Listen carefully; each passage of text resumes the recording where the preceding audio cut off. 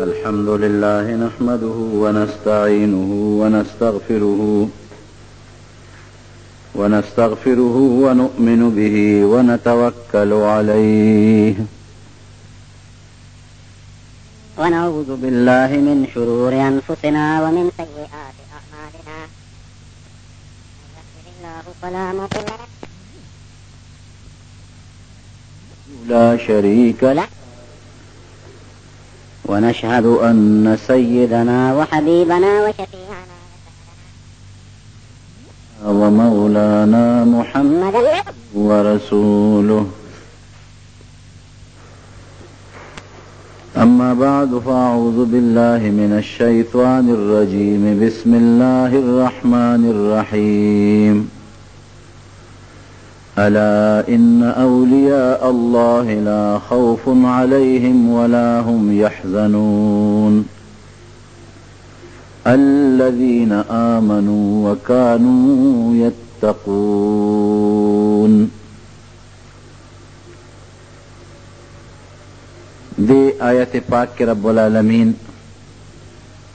دا اولیاء اللہ ذکر کئی او د دو سیزونو بیان کوي. او دا چې د الله اولیاء او دوستان څوک دي. عموما زمون خلق دې کې خطا کیږي.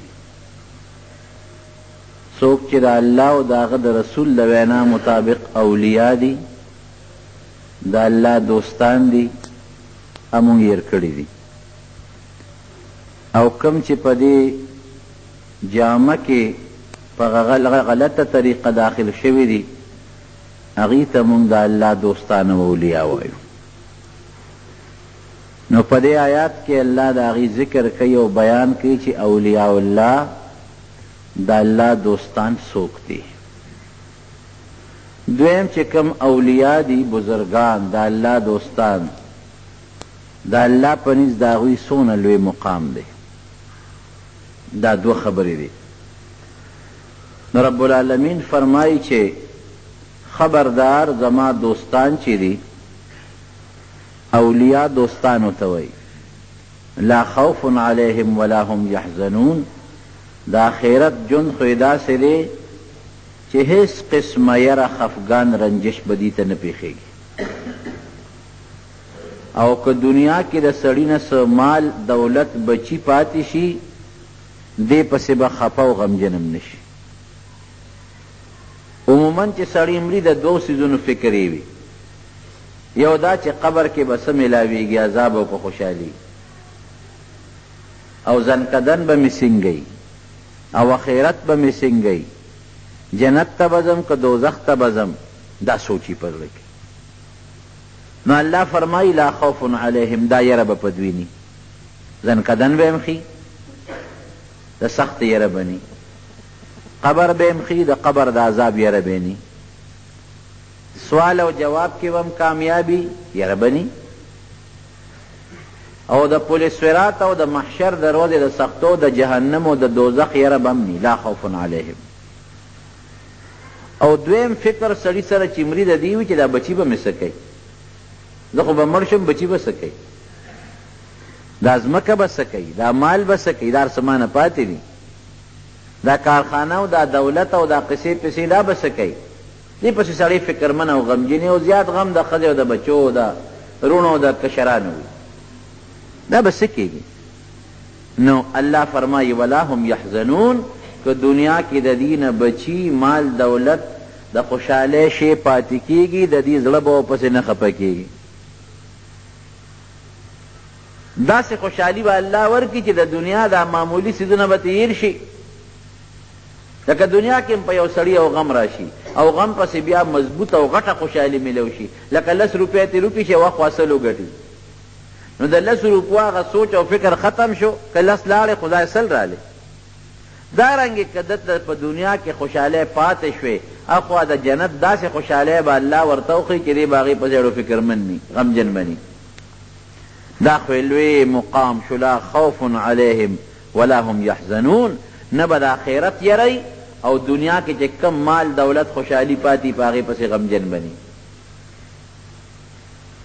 او د دنیا جون به هم خشتی، دنیا کې به ژوند د خوشحالو وي د تکلیف ولنجزینهم اجرهم باحسن ما كانوا يعملون. الله فرمایي من عمل صالحا من ذکر او انثى وهو مؤمن، چې کوم صالح دی او مسلمان صالح دی، مؤمن صالح، دا د الله دوست دی دوست، نو الله فرمایي فلنحیینه حیاتا طیبة، دنیا کې به خشته او ښکلې ژوند ورکم. ولنجزینهم اجرهم باحسن ما كانوا يعملون، د چې کوم ښکلی عمل کړی دی الله ته ښکلی، د هغې نه د چې کوم توقع ده د هغه توقع نه زیات خشته اجر او ثواب به ورکم. نو د الله اولیاء او د الله دوستانو دنیا هم ښي اخرت هم ښي.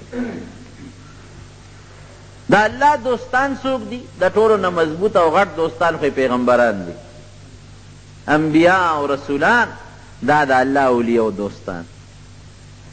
دویم نمبر بیا صحابه کرام، د پیغمبرانو ملګري، او خصوصا زمونږ د نبی کریم صلی الله علیه وسلم صحابه، چاته چې صحابه کرام وي، حضرت ابوبکر صدیق او عمر فاروق او عثمان ذو النورین او علی مرتضی او داسې نور صحابه کرام رضوان الله تعالی عنهم اجمعین.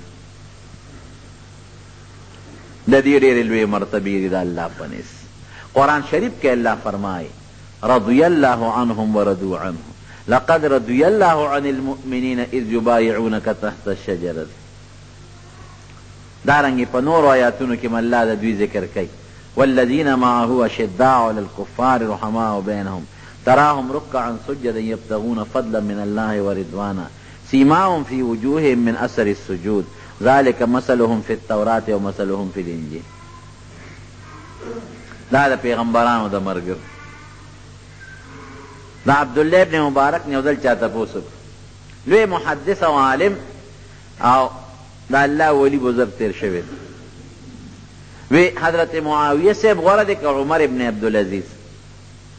معاویہ صاحب صحابی دے پیغمبر علیہ السلام او عمر ابن عبدالعزیز تابعی دے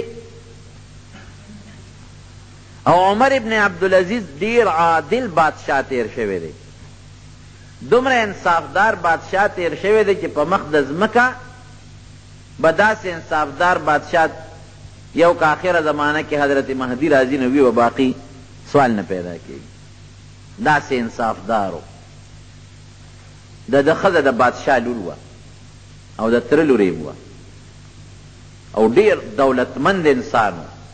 دومره دولتمند و چې یو جوړه به سار بدلول او یو به ماښام بدلول او قیمتي جامې د نفاست او د پاک دامنې انتها ته رسېدلې. پوټې ګرد و غبار چې په جامه به پرېوت درودې لس به بدلې کړې او ښځه د بادشاه لور وه او داسې د بادشاه د کورنۍ سره تعلق و دولت ته و اسونه او غلامان او مریان هر څه ډېر تېر خو چې کله بادشاهي ورته حواله شوه چې څومره مال دولت ټولې بیت المال کې جمع کړ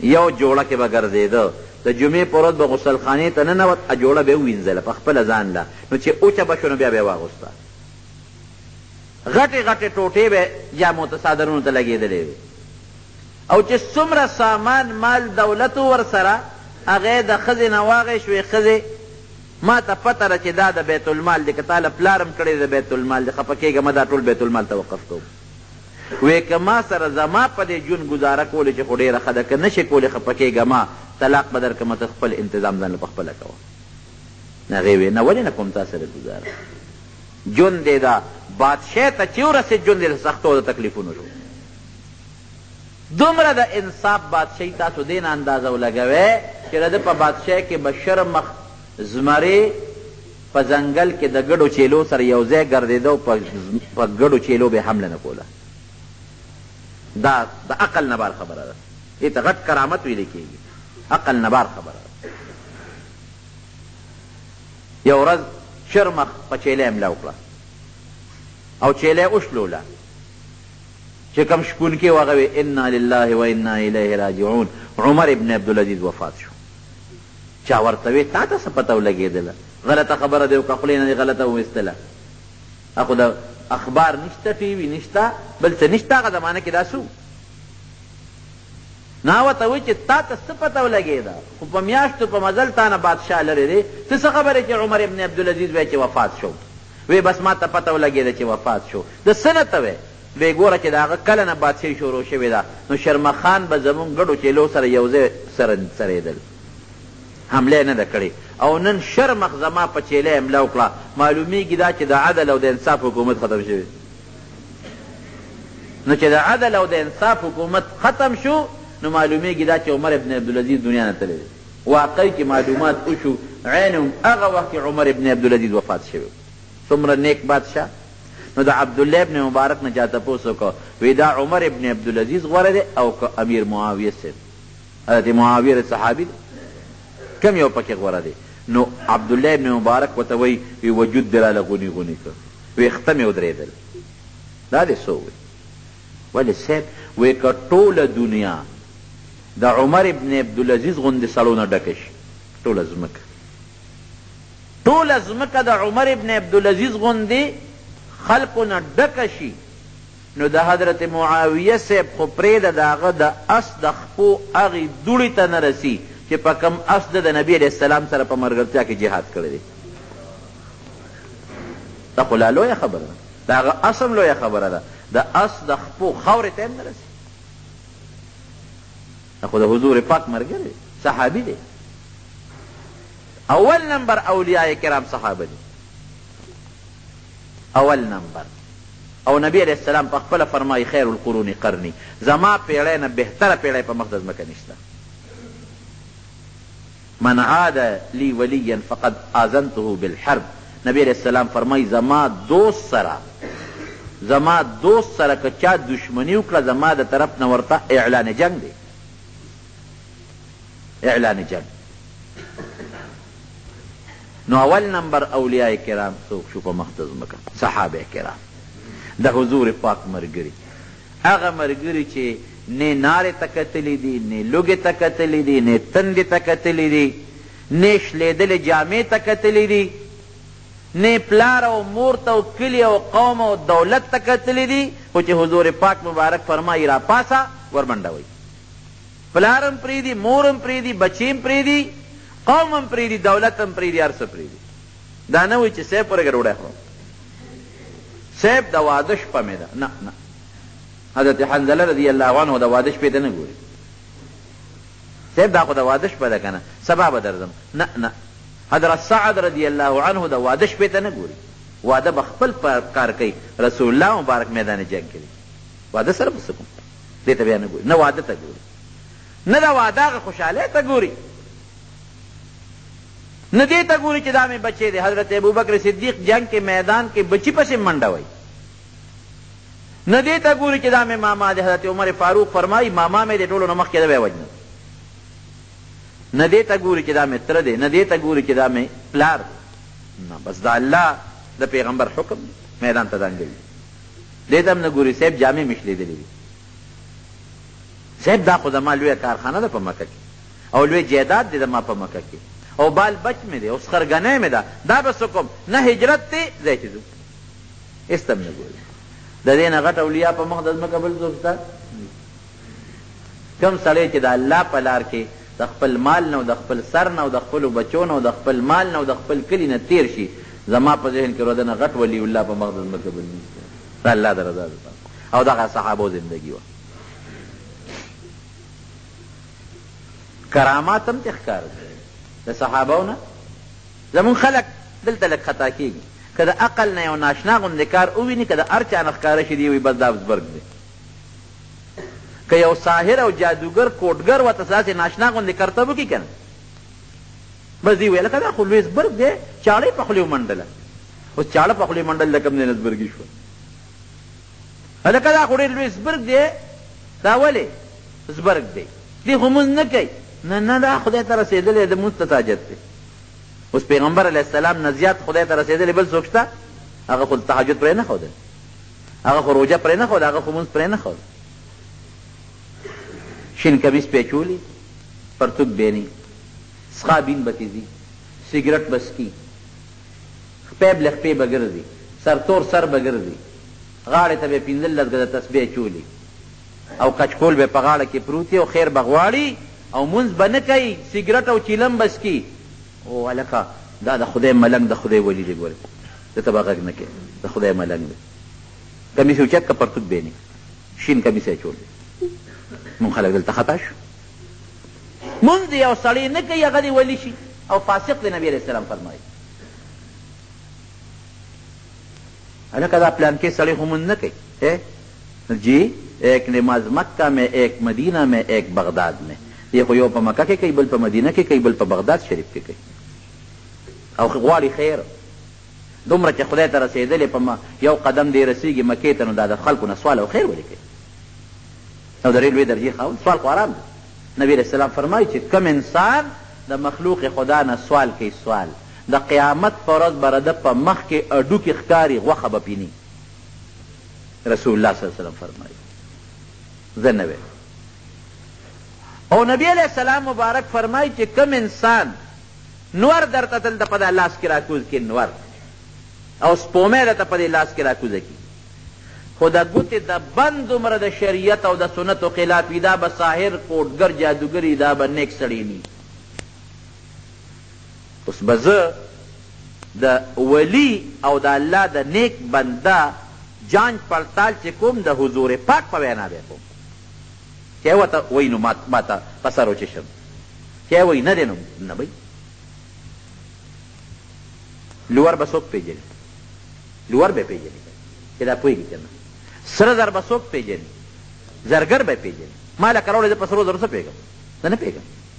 هغې سره یوه رکوټې غوندې کاڼې دي، په هغې یو مږي نو پته لګي چې دا سره زر څنګه دي، او د هغه کاڼې نه پته لګوي چې دا ښه زر دي او که بېکاره زر دي.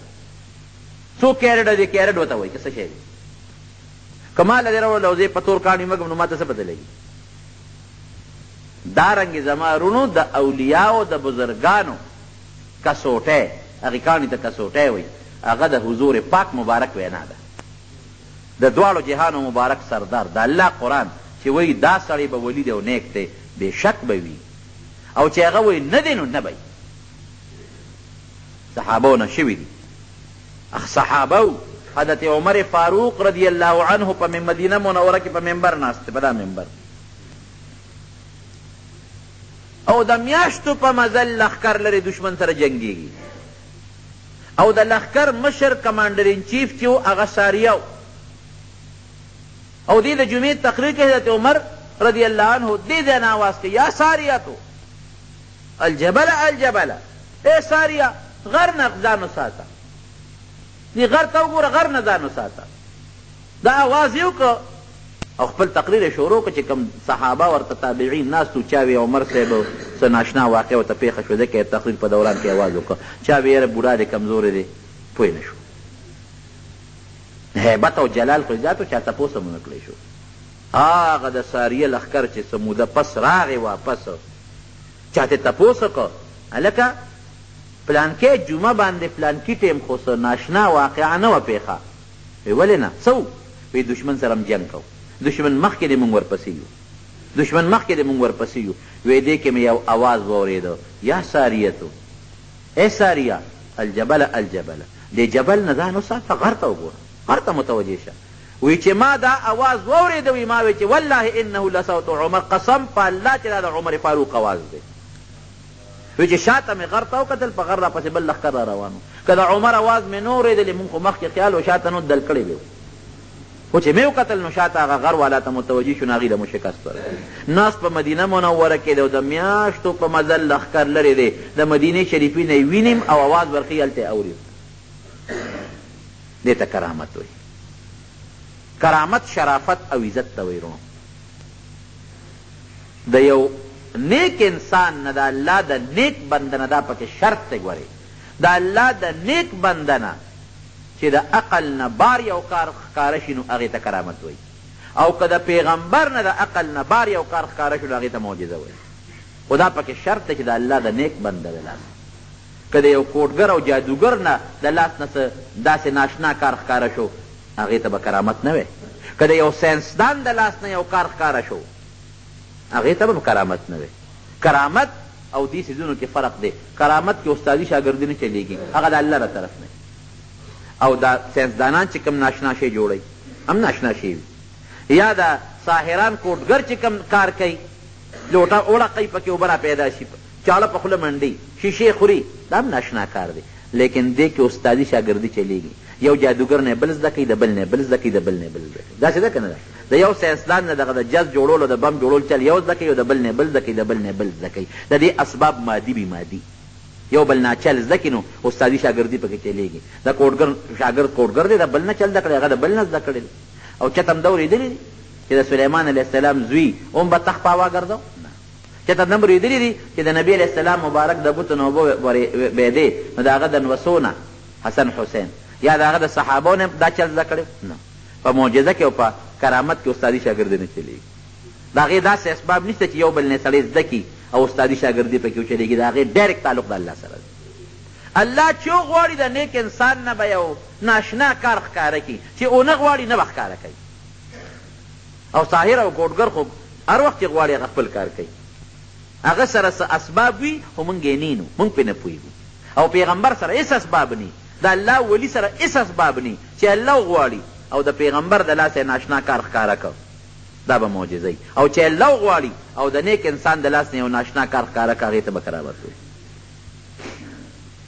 حضرت ابوبکر صدیق رضی الله عنه فرمایي، بخاري شریف کې حدیث چې یو ځل حضور پاک مبارک له میلمانه رالل، وی اواز یې وکړه چې ځان سره چا سره د یو کس ډوډۍ وي دویم دې بوځي، که چا سره دوه کس ډوډۍ وي دوه دې بوځي، درې دې بوځي. دا میلمانه کور بوځي. وی ما ځان سره دوه کسان بوتله. زوی یې دی هغه وایي چې بابا مې میلمانه ما ته حواله کړل چې دا کور ته بوځه. هغه زمانه کې دا 70 آیاتونه لانو نازل. او ابوبکر صدیق لاړه نبی علیه السلام سره، وی میلمنو ته مونږ ډوډۍ تیاره کړه، ورته م کېښوده. وی میلمنو وی چې د کور خاوند څه شو؟ وی مونږ ورته وی چې د کور خاوند لا نشته، ډوډۍ خورئ. وی چې مونږ خو دا ډوډۍ نه خورو تر څو چې د کور خاوند نی راغلی.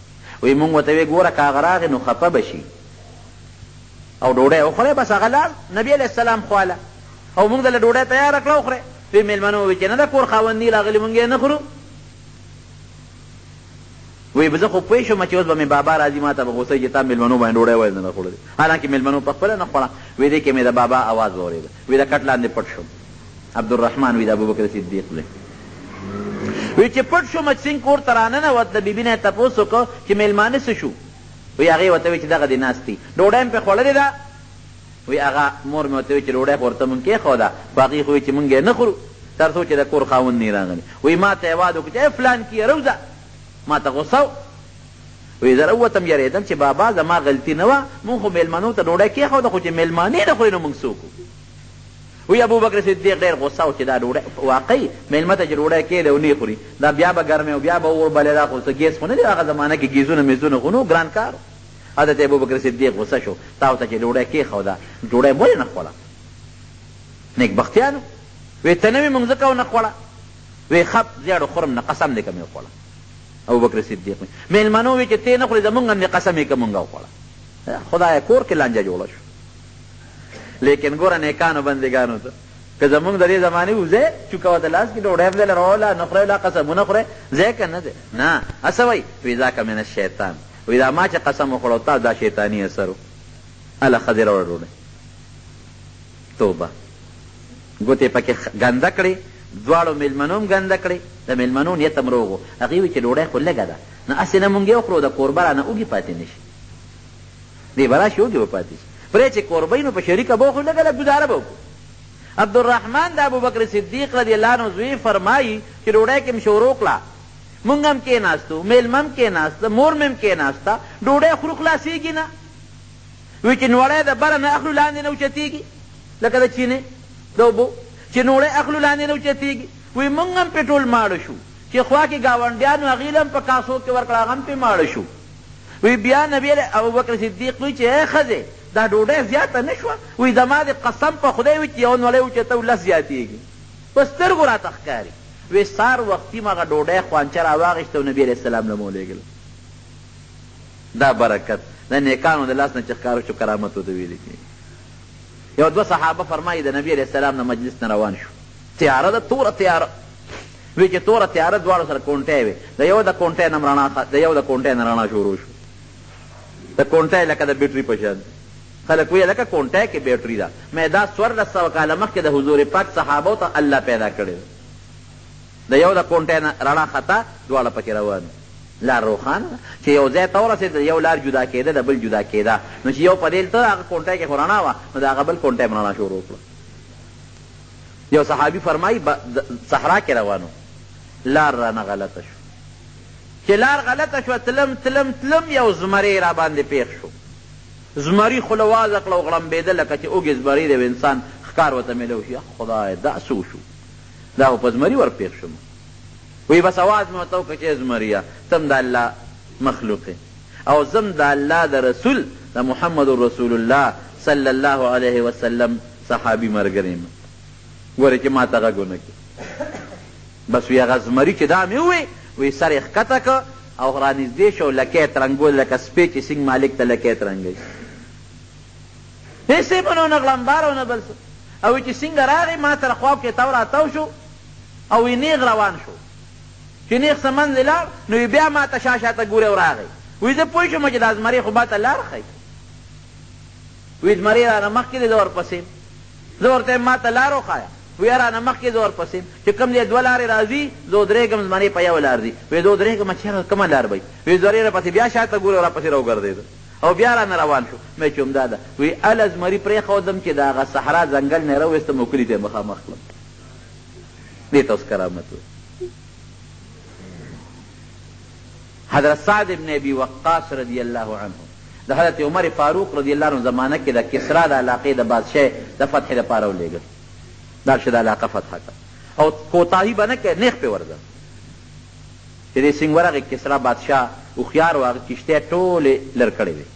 خو لوی دریاب دی پل پې نشته او کښتۍ هم چې دې لرې کړې نو خلک پسې به پورې وځي. دی چې سینګ ورغې سره د فوجه هلکه پل خو نشته کښتۍ خو بادشاه خو خپل طرف ته غونډې کړي. اوس به څه کوو؟ دا خو میلمانه دي دوی له به د کښتیو انتظام د کوم ځای نه کېږي. کښتۍ خو ځان سره د مدینې شریفې نه شي راوړی. بلا مزل دی. حضرت سعد ابن ابي وقاص ملګرو ته ویل راځئ دننه مخکې کېږم چې به یې دریاب ورځو. صاحب دا خو ورکوټې دریاب نه دی سمندر دریاب دی. دا غیسه ده. دا څه کوې؟ وی نه د الله د رسول د خلیفه حکم دی. د رسول هم نه د هغه د خلیفه حکم دی چې ورځی پې. وی زه دنه مخکې کېږم کې ډوب کړم مه راځئ او کې ډوب نه کړم ته راځئ راپسې. وی ای دریابه تم د الله او زم د الله د پیغمبر د رسول د خلیفه په حکم زم جهاد له دې دریاب د پاسه ما ته به لار برابرې. او چې څنګه پې اس ور خوشې که فوج ورپسې شو پورې غاړه لاړل او د خپلو اسونو هغه سمان هغه خپې هم په بولمدې نه شوې. دې ته کرامت وایي. کرامت دې ته نه وایي چې ډوډۍ مه خوره. هغه پلانکي ځای کې پیر صاحب دی ولې ډوډۍ نه خوري؟ خدای پاکه ډوډۍ خو نبي علیه السلام خوړلې د هغه نه غټ پیر خو بل څوک نه. ډوډۍ خو صحابه کرامو خوړلې د هغوی د خو لوی خلک بل څوک نه. پلانکي ځای کې د خدای ولی دی لویزبرګ دی لکه څه چل دی پکې چې دونه لویزبرګ دی بربند ناست دی نه ګرمي کېږي او نه یخني کېږي. بشیر خو جامع هم ده خو ګرمي هم کېږي او یخني هم کېږي. نه ګرمي کېږي او نه یخني کېږي جامې نه اغوندي. خدای ته وګورئ چې کوم انسان بربند ناست او عورت یې ښکاري دا ولي کېدی شي؟ ولې زموږ عقل کار نه کوي؟ عورت یې ښکاري که دې ناپویه دی خو لیونی شو که نه پوهېږي او که دې پوه دی او روغ دی او بیا هم عورت نه پټوي نو فاسق فاجر دی شریعت مخالف. پلانکي ځای کې پیر دی ډېر نیک سړی دی د کرامت خاوند دی هلکه ولې او دسمات یې نه کوي. یا خدایه پاکه او دسمات یې نه کول.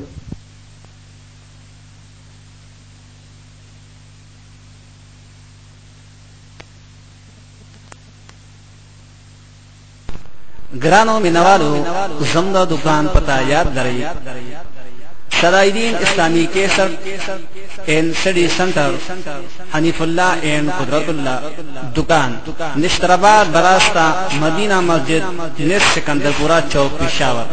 موبائل نمبر دے 0301 88 91 321.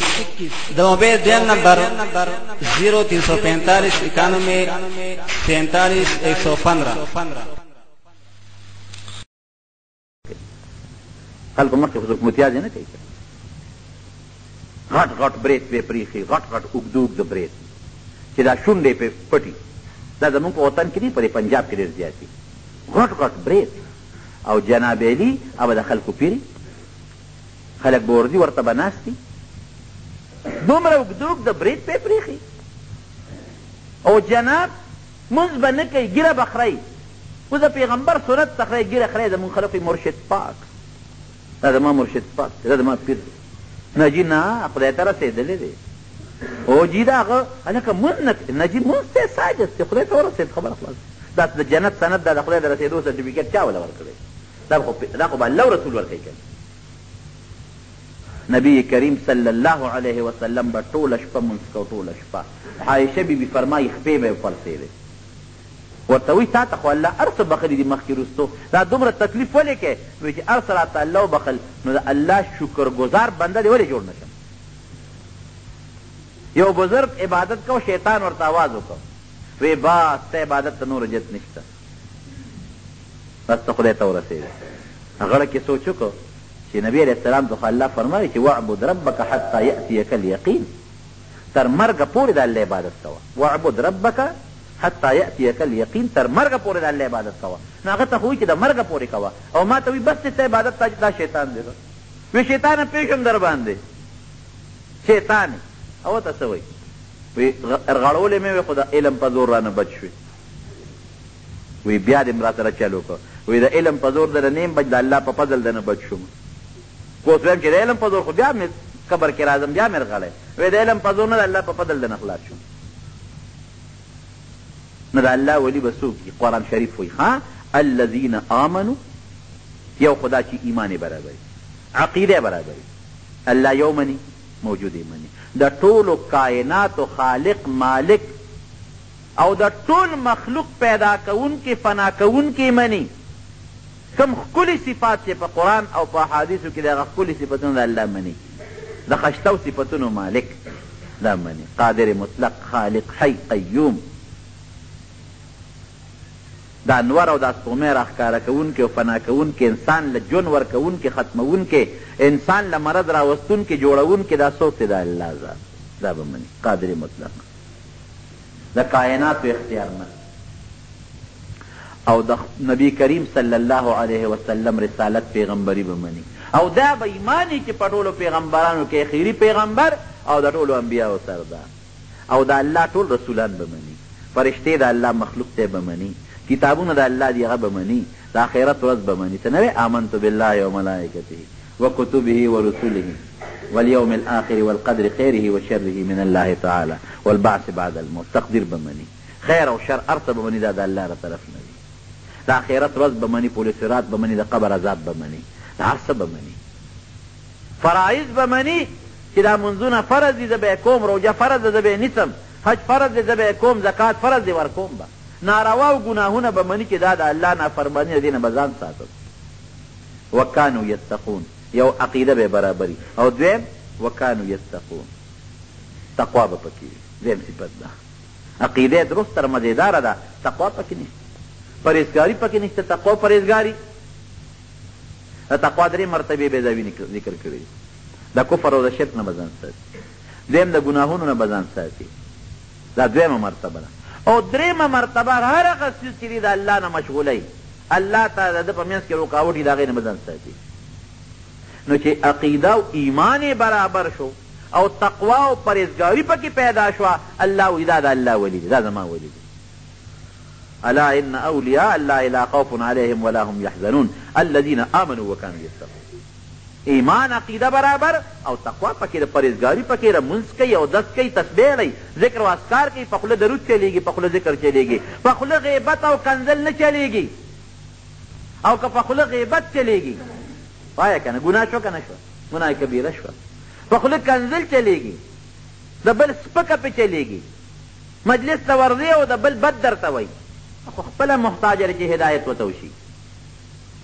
دی غیبت کی غیبت لوی گناه ده دی د پردی سپکوي دا ډېره لوی گناه ده دی په بل باندې خلق دغه کوي چې د خلکو بې اعتمادي پیدا شي او ټول خلق ماله راځي دا خو ډېره لوی ګناه ده دې کبر کوي دا خو ډېره لویه ګناه ده. دې د پیسو لالچ خلکو له ورکوي، خلکو نه پیسې اخلي، دا خو ډېره لویه ګناه ده. دا تقوا نه شوه.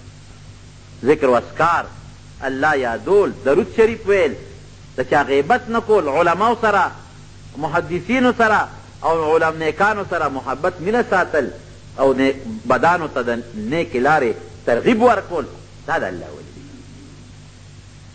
لهم البشرا قرآن شریف کې الله فرمایي دی له به زیرې به د قیامت پر ورځ باندې، دی له به جنتونه به د قیامت پر ورځ باندې. دا نیکان اولیاء الله.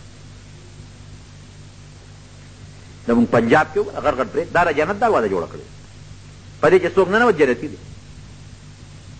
مریدان به راشي، هغوی به له ټولو په پټو کې کارونه کوي، ټول ورځ به له خدمت کوي. د مانځه وخت شي هلکه مونځ کو، نه یاره پیرم کامل دی، پیر به مباسي پیرم. نبی علیہ السلام فرمایي اے فاطمه زما لور د الله نه ویرېږه، ګورې زه د الله نه نشم بچ کولی.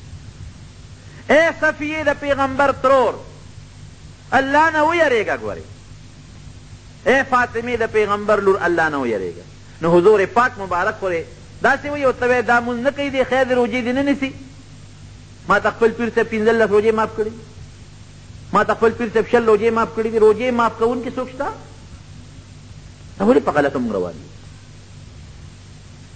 بس لنډ څیز درته وښیم، کم انسان چې مسلمان دی او کم انسان د شریعت او د سنتو پابند دی او نیک سړی، دا د الله ولی دی. نه د الله ولی بل نشته، د الله دوست شکر. په چا ټاپه خو نه لګېدلې مهر. بیا کرامت هم ښکاره کېږي. شاه عبدالعزیز کشف هم چې کېږي. بیا شاه عبدالعزیز رحمت الله علیه د شاه ولی الله صاحب زوی دی. هغه ډېر لوی محدث دی او ډېر لوی مفسر دی شاه عبدالعزیز رحمت الله علیه. د هغه په درس کې یو ځل د پنجاب کې زمونږ دا زیارتونه خو ښي دلته کې، خو که په یو زیارت کې څه پروګرام هم کېږي نو هغه د دین خبرې پکې وشي. یو عالم تقریر وکړي او نور خلک یې واوري، د دین خبرې پکې وشي یا پکې نعتخواني وشي. هلته کې خو باقاعده صاحب چراغان دی او ډول دی او سرنا ده او دوکړې دي او باجي دي. په پنجاب کې په دې سند کې دا عرسونه دا ډېر زیات دي. بچه ته موړه وګوري، موړه پته هم نه لګي چې دې کې څوک څوک پکې نشته. او هغې ته راجمع شي او صاحب درد او دروز جوړو شي او قواله شروع شي او هو ښځې م راځي او سړي م راځي او چیلیب دی او ګډان دی او غرض او غروز دی او میله جوړه شي. نه خدای یادېدل شته او نه د پیغمبر دروز شته او نه د دین څه خبرې. دا پنجاب کې ډېر زیات دي. بس صرف شین کمیس والا پکار دی. شین کمیس یې اچولی او هغه بل شی سي هغه لاس کې هغه 2 چمټې غوندې اچولی او کړنګا چې کوي او 2-3 پیلې چې هغه خدای زما رسول بل خلک په کوم طرف روان دي.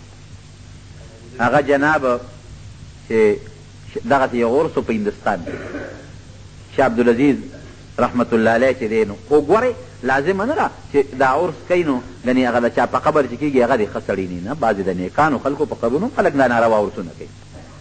نو شاه عبدالعزیز رحمت الله علیه سره یو طالب ناست و په درس کې ورته وایي چې صاحب د پلانکي زیارت کې عرس دی، ما له اجازت راکړه چې زه لاړ شم. هغه ورته وایي چې نه عرس ده خو ما ورته وایي چې شرعي او پروګرامي خیر دی. دا عرسونه دا هندوستان دا خو شریعت نه خلاف دی که خو خلک ګډېږي جینکې لکان پکې یو ځای وي او ډول او سرنا او قصې پسې دي. دا خو ما نه اجازت غواړم، شرمېږم. طالب ورته سبا بیا وایي صاحب ما له اجازه 15 منټو تماشه خو کوم زه دې خلک منې کوم او ته ما ته وایې زه ولې اجازت ماله راکړه. بله بیا هغه طالب ورته یاره صاحب یو 15 منټه اجازت راکړه لږ لاړ شم.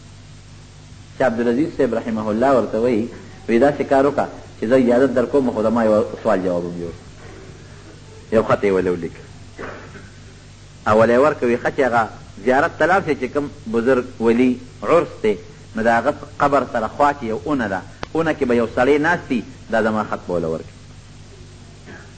طالب لاس کې خط واخلي چې تماشه به م وکړم او دا خط به م رسو.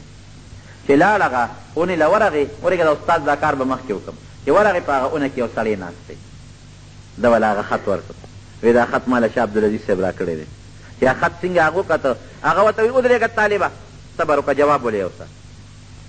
هغه قلم را واخېسته و د هغې خط په شا باندې څه کرښې مرخې راخکې طالب ته یې وایي شابه دا یو څه جواب زما را طرف نه. او ډېر وخندل هغه قبر هغه اونه کې چې کوم سړی ناست. طالب وایي چې زه را دغه شوم حیران شوم چې دا زما د استاد کوم خط لیکلي و په دې نه پوهېدم څه کرښې مرخې وي. داسې حرفونه نو لکه مونږ چې څنګه لیکو. او هغه سړی چې د ونې په اثر کې ناست و هغه چې زه لکه هم کرښې مرخې د پې نه پوهېدم. نو سوچ چې پرېوتم چې دا څه ورته څو لیکل هغه څو لیکل دا سړي وخندل ولې او دا په ونه کې دې څنګه ناست دی. وایي عرس په ځای پاتې شو تماشا د خط په تماشا شم دا سړي په تماشا شم واپس راغی. چې راغی شاه عبدالعزیز صاحب ته چې خط څنګه ورکوي ده ډېر زیات وخندل. ما ورته وایي چې صاحب په دې مې پرېږه تا هم وخندل هغه هم وخندل تا ورته څه لیکلي و هغه راته وسو دا سړی څوک و دا خط ته څه یاره وایي ته نه صبرېدې وایي ما چې ده راشي ما یو خط به یوسې نو دا د دې قبر چې کوم ولی الله دی بزرګ دی دا د روح و چې دا په ونه کې ناست و. د مړي روح کله د انسان په شکل شي الله ولا بل شکل ورکي. لکه نبی علیه السلام مبارک چې کله بیت المقدس ته لاړ 1,43,000 پیغمبرانو ته مونځ وکړ دا ټول پیغمبران 1,43,000 الله ولا شکلونه ورکړل او په بیت المقدس کې ورپسې امامت وکړ. بیا چې کله اسمان ته لاړ نو په لومبي اسمان کې آدم علیه السلام سره ملاقات وشو. ګوره دلته بیت المقدس کې مو آدم علیه السلام هلته مو شو. په دویم اسمان کې عیسی علیه السلام او یحیی علیه السلام او په دریم اسمان کې یوسف علیه السلام او په څلورم اسمان کې بیا چې دی نو ادریس علیه السلام دی او په پنځم اسمان کې هارون علیه السلام دی او په شپږم کې موسی علیه السلام دی او په اووم کې ابراهیم علیه السلام. هلته بیا دوی ټول موجود په اسمانونو. نو دا د دوی روحونه الله ولا خشته ښکلی شکل ورکړي. دارنګې دی مړي ده الله یو خشته ښکلی شکل ورکړي. نو دا ولي د زمانې و چې دا د چا عرس دی دا بزرګ انسان دی نیک انسان دی اخو ورته نه و چې عرس کوه که نه.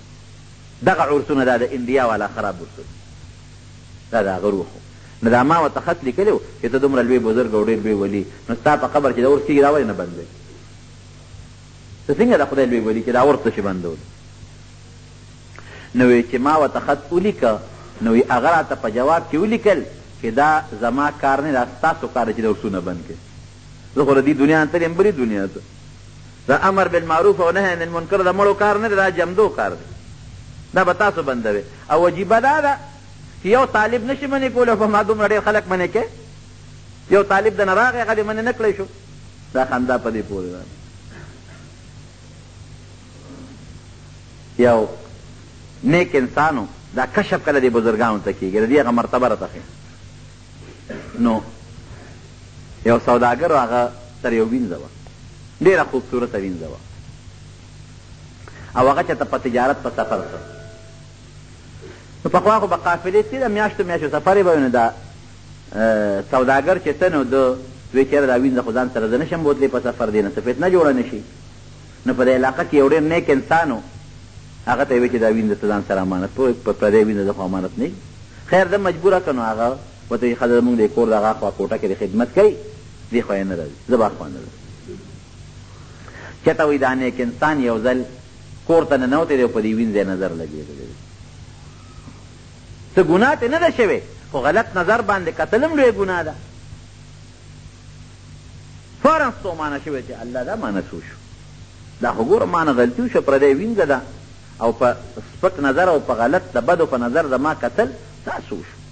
نو دې ویلال خپل پیر صاحب له نو چې صاحب دغسې مانه یو غلطي وشو او یو وینځه وه خشته وه ما سره چې امانت یې ښودی او ما په بد نظر ورته وکتل هغه د توبه په توبه خو مې ایستله وایي ښه داسې نه کېږي پلانکي ځای کې د ما یو پیر دی هغه له به ځي مقصد دا و چې دی لږ وکړېږي چې بیا نه کوي ابدله معافي د الله نه غواړي نو الله به دې معاف کوي. صاحب راته ښایه وایي ښه پلانکي یې نوم دی او پلانکي محله کې اوسېږي پلانکي کلي کې ورشي دی لا چې لاړ هغه محلې دا سړي تپوس وکړو نو هغوی ورته ویل چې مولانا صاحب ته چې کوم سړی غواړئ نو هغه سړی دلته نشته. وی نه دی نوم دی او دی د پلار نوم دی د قبیلې وی دا شته دا سړی خو ته چې غواړی نشته وی څه مطلب وی دا خو شرابي دی چې ته چا پسې ګرځې په دې نوم بل نشته یو شرابي شته او د شرابخانې په بازار کې اوسېږي. دی واپس راغی خپل پیر صاحب له وی صاحب هغه چې تا ته کوم سړی خو نو هغه خو څوک نیک سړی بزرګ نه دی هغه خو یو شرابي سړی دی کبابي او د شرابخانې په بازار کې اوسېږي. وی همدله ورشه دقه راته یاد دی چې در روان شم شرابخانې په هغه بازار و خلک هم ورته نیغې ګوري پټکې مې هم په سر دي غشته جامې سنت مې مچولي چې دا سړی دلته څه کوي. وی خیر ورلم تپوس مې وکړو چې دې کور کې اوسېږي کور ته ورننوتم وایي چې ورته یو هلک ناست دی مې چې پلانکي سړی وي زما نوم دی او ورسره یو زنانه هم ناسته ده او یو خشته ښکلی هلک هم ورسره ناست دی او یو سوراخي ورسره پرته ده، هغې کې ورسره شراب هم پراته دي. خدای پاکه وایي زه په خپل پیر بدګمانه شوم، یاره دلی زه رالېږلم، ده سره خو شراب پراته دي، جینۍ ورسره خوا کې خوا ناسته ده، هلک ورسره خشته ناست دی، او د شرابخانې بازار کې داسې مصیبت سر شوم. بیا مې راشه بلا مزل دې کړي، دا خپل حاجت ورته ووایه سره بیا به ګورو. نجیب صاحب دغسې ما نه نه وی ما دې زړه کې وي چې خپل حاجت ته معتده ویم، ده نه زه دعا غواړم، دې ما نه دعا وغواړي. بس زه ځم خپل پیر صاحب له هغه ته به ووایم چې زه خو ستا باندې بدګمانه شوم چې ته داسې خلکو نه لاسنیوی کوې. وی هغه هلک ما ته وایي چې څه کوې؟ ما ورته وایي چېره داسې کار دی چې زه راغلی وم مساجد مې خو بس راته نه ویم، ما خو دا ګمان و چې زه خپل پلانکي را لېږلی یم. وی ما ته وایي چې ووایه ما ته خپل حاجت، الله به ستا حاجت پوره کړي. وی ما ورته وایي چې زما حاجت به څنګه الله پوره کړي؟ وی ما ته وایي چې نه څه چل دی؟ وی چې دا وی چې دا خو پی دی په دا سوراخۍ، زه یې جام کې راواړو او شراب نه دا ښځه وی چې دا خو زما خپل کور والا ده، خو پردی ښځه خو نه، دا هلک دا مې زوی دی که نه. وی لږ یو پوټې زما اطمینان پیدا شو. وی ما ورته وایي چې دومره نیک سړی چې زه تا پسې پلانکي را لېږلی یم، زه شرابخانې په دې بازار کې ولې اوسېږي؟ وی ما ته وایي چې خله شرابخانې بازار کې نه اوسېږم او بار اوسېږم نو بیا به را سره تاجران وینځي ږدي نو زه به ورته په غلطو نظر وګورم. دا کشف دا نیکانو اولیاو خو دا چاته کېږي؟ دا هم هغه چاته کېږي چې د شریعت او سنتو ګورې پابند. ما مخکې درته وایي چې کرامت هغې ته نه وایي چې یو ناشنا کار د چا نه صادر شو، هغې ته وایي چې یو نیک انسان مسلمان نه یو ناشنا کار ښکاره شو، د شریعت پابند سړي نه ښکاره شو. او که د شریعت پابند نی او د هغه نه د انور او سپومیم په دې لاس کې راکوشي نو زما وینا نه ده، د حضور پاک مبارک وینا ده چې دا به جادوګري کوډګر دی. رومبې به مونږ ګورو چې دا سړی په شریعت برابر دی که نه دی، په سنتو پابند دی که نه دی، مسلمان دی که نه دی، عقیده برابري د سنتو پابندي، شریعت پر پابندي. دې ته مه ګوره چې دنه څه ناشنا کار وشو کو نه شو، ناشنا کار به یا کېږي یا به نه کېږي. بس دا ولی الله دی، خپل لمونځ کوي، خپل روجې نیسي، خپل ذکر اذکار کوي، غیبت نه کوي، چا پسې بد نه وي، چا ته د بد رسولو کوشش نه کوي، دا د الله ولی الله دی. که دا عالم دی او که دا نیک سړی دی او که دا مبلغ دی او که دا مجاهد دی او که دا هر څوک دی، دا پکې نشته. نو د مارونو یو اولیاو د تو خو چې چاته اولیاو مونږ خلک دوکه کېږو، ډېر زر دوکه شو. خو چې چا هم داسې د جادو څه ناشنا کار ولیده ګیره به یې خرېږي، غټ غټ برېت به یې پرېښي او صاحبه دنیا به ولې د پلار او د نیکه نیک سړی تېر شو، پلار او نیکه نیک سړی ځینې په خپله نیکې. ما یو سړي ما ته خبره کوله، یو ډېر زیات مریدان یو سړی دی هغه له ځي، وایي هغه ته په خانقاه کې چې هغه کوم ځای کې هغه مریدان را جمع کېږي 2 ټي وي ګان پراته دي. وی پیر صاحب ته رنګین ټي وي پروت دی او هغه نورو ته را بل پروت دی. یا خدای پاکه دا پیر صاحب ټي وي ورته پروت دی، په ټي وي کې جنکو تصویرونه راځي، د سړو پکې راځي، دیم ټي وي ګوري، هغې ګوري، دنه هم خلک ناستې ویې کوي، دنه هم خلک دعاګانې غواړي. ولې پلار یې نیک سړی دی، پلار خو یې ښه سړی و، نیک سړی و که نه، لال خبر خلاصه شوه. نوح علیه السلام پیغمبر، اوس پلار یې ګمراه دی. نو هغه په دریاب کې غرق شو. نوح علیه السلام الله ته سوال کوي چې یا الله ان ابني من اهلي، زما تا خو ما ته چې ستا اهل به بچ کوم، زما زوی خو زما بچی دی که نه، خو دې غرق کوي، انه لیس من اهلک انه عمل غیر صالح، ستا بچی نه دی، دا خو بد عمله دی. نو قرآن وایي خو زه نه د لوط علیه السلام بیبي ده، قرآن کې الله ورته فرمایي چې ته ځه، تا او ستا ټول بال بچ به الله د عذاب نه بچ کړي، ښځه به نه بچ کېږي. ولې دا د بد عملو قوم ملګرې ده. او سړو کې هم دا ولایت راځي، په ښځو کې هم ګورې راځي. بیبي مریم ښځه وه، بیبي وه، څومره نیکه بیبي وه. حضرت زکریا علیه السلام چې به ورغی، کلما دخل علیها زکریا المحراب وجد عندها رزقا، چې کله به ورغی، یو ځل نه، کلما عربی کې طالبان چې کله به ورغی نو هغې سره به روزي پرته وه. مفسرین لیکي د ژمي کې د اوړي میوه، په اوړي کې د ژمي میوه. انا لک هذا یا مریم، انا لک هذا مریم، دا د کومې راځي؟ او ته څه وایي؟ قالت هو من عند الله، دا د الله طرف نه راځي. ان الله يرزق من يشاء بغیر حساب، الله چې چا له وغواړي بې حسابه روزي ورکوي. زنانو کې هم نیکان شته، په نارینو کې هم شته. نو بس چې کوم سړی په شریعت برابر او نیکي کوي او نیک عمل کوي او د ګناه نه ځان ساتي، دا د الله ولی دی. دا اولیاء الله نیکان دي. او که کم سړی ځان ډیر خلکو ته ښکاره کوي چې زه د الله ولیم، خو د عقیده کې فرقي او یا په عمل کې فرقي، د شریعت مطابق نه، د سنتو مطابق عمل نه، دا به ولی د خدای نه. څه څیزونه به یې زده کړي جادو مادو، په هغې به خلک دوکه کوي. بیا به موږ څه کوو؟ دا خو دوه خبرې شوې چې ولی څوک دی او د ولی مرتبه څه ده. مرتبه مې هم درته وښوده چې ډېر لوی عزت دی د خدای په نزد. موږ به څه کوو؟ موږ به د دې خلکو احترام او عزت کوو، قدر به کوو، دشمني به ورسره نه ساتو. ولې؟ من عاد لی ولیا فقد اذنته بالحرب.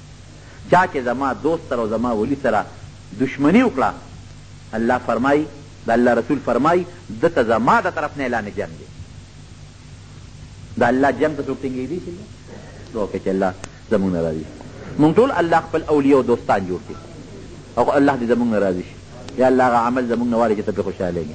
خدای دا هغه عمل نه وساتي چې ته پرې خفه کېږي. خدای د آفاتو بلیاتو مصیبتونو تکلیفونو موږ محفوظ و مامون وساتي. الله دواړو جهانو خیر هم نصیب کړي، د دواړو جهانو د شر نه موږ حفاظت سره وساتو. موږ به انشاءالله د اتوار په ورځ باندې لکه مخکې غوندې بیا دوره حدیث شروع کوو. اتوار په ورځ تقریبا داسې 8:30 بجې عیدګاه کې که کوم ملګري فارغ یې دعا کې شرکت دپاره نو تشریف راوړئ.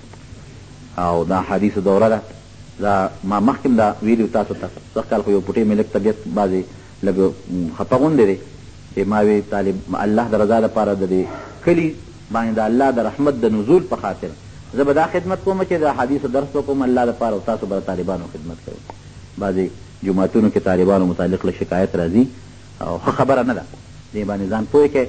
طالبان د الله د دین طالبان دي، د حدیثو له راغلي دي، د خپل پیغمبر احادیث زده کوي. نو دې سره بغض مه ساتئ، حسد مه ساتئ، نیت ورته مه بدوئ. نیت هم بد که د طالب نه د خدای په نزد د الله دوست بل څوک نشته چې دې بچي پرېږدي، د ښځه پرېږدي، د کور وطن پرېږدي او د احادیثو زده کړې د دې راځي په جومات کې ډېره کېږي. نو چې دا بعضې کسان نیت بدوي د خدای د قهر او غضب نه ویرېږئ او داسې مه کوئ. او که بیا تاسو داسې کول آینده دپاره بیا به زه دوره بنده کړم. زه به ځم بل کلي ته چې د بل ځای به بیا زه په درس کوم، ما ته ډېرو مدرسو والا تنخواګانې هم غټې راکوي او زه نه ځم الله دپاره دا کار کوم. باید خدای پاکه ما خو د الله د رضا په دلته شروع کړې وه، خو چې ستا دا بندګانې نه پرېږدي زما څه کار دی؟ بیا پکې زه ملامته دی. نو انشاءالله اتوار په ورځ باندې زمونږ شروع ده. تاسو ټول یریږئ مخه څوک خدای زه حیران په دې شم که نه. دی نو بړې وایي امریکا ده، نو حکومت خراب دی، نو حکومت په حمله نه کوي، نو امریکا ده. نو که زه چې ور ورسېدم که نه ارمان دی، او دلته کې بیا کور بیا به ما پې په دان لمنې راړو، کور نه شو ټینګېدی، جومات کې مړه نه شو، بم خلاص دماکه. نو خو مقرره به دي که نه، نو کم دی ورته خلاصېدی چې مقرره نه. نو دا ټولې خبرې غلطي. ځان کې بیداري پیدا کړئ، ځان کې جراعت او بزدلي مې پیدا کړئ، یره مې پیدا کړئ. هلته امریکا مه خوشحاله وی چې مسلمان دونه مې یارولی دی چې د دلته م لقېږم. عمر فاروق مدینه شریفه کې هېرېده، نو کافر په خپلو بلډینګونو کې هېرېدل. نن هغه شی به مونږ بوش هلته معمولي ولقي، دلته مونږ په کورونو نه وځو، جومات ته مانځل هم بیا نه ځو. بهر کیف طالب هغه وایي زما دشمن دی، ته زما هم دشمن دی. داسې مه کوئ. دعا وکړئ چې الله زموږ دوره هم په خیر وعافیت شروع کړي او په خیر الله اختتام ته ورسوي، او زموږ د دې کلي دپاره الله تعالی د رحمتونو او د برکتونو ذریعه وګرځولې کړي. خدای زموږ د دین او زموږ د ایمان او زموږ د مدرسې او زموږ د جوماتونو او زموږ د عقیدې او زموږ د عام مسلمانانو حفاظت نصیب کړي. زموږ د محبوب اکبر میاں صاحب کور وفات شوی، دعا هغې ته مو کړئ چې الله مغفرت نصیب کړي. ټول مردګان دی الله وبخښي. دا دعا وکړئ چې الله اخر وخت کې زموږ په خولې دا کلمه نصیب کړي چې لا اله الا الله محمد رسول الله.